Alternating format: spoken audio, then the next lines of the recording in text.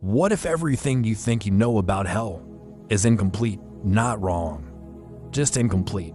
Most people imagine fire, screams, and eternal punishment. But here's the uncomfortable question no one asks. What if hell isn't about fire at all, but about awareness? Stay with me, because the final detail most people miss changes everything.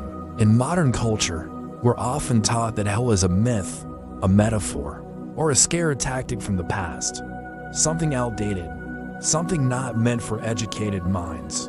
But here's the twist. Every ancient civilization, not just religious ones, described a place of consequence. They had different names, but the core idea was the same.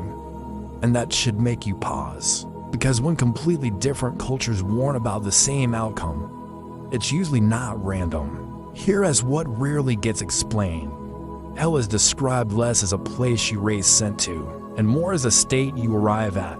A place where nothing distracts you anymore. No noise, no excuses, no filters. Just pure, unfiltered clarity. And clarity, without any comfort, can be absolutely unbearable. Think about it. Psychologists today say the greatest human fear isn't physical pain, it's regret combined with awareness. Now, let's take that a step further.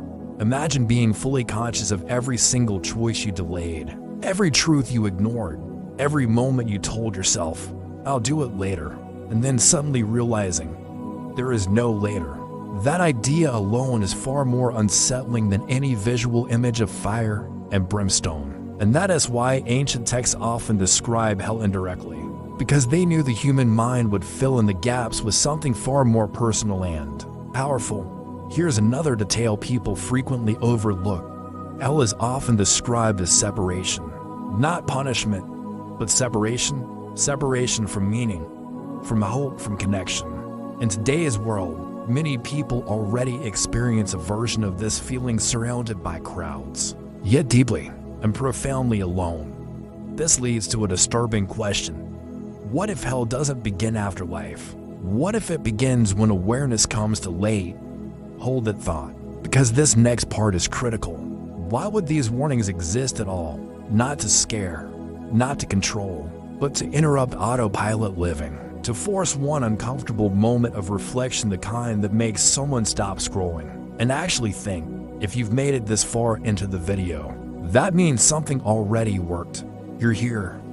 You're thinking about it. So, what is this really about?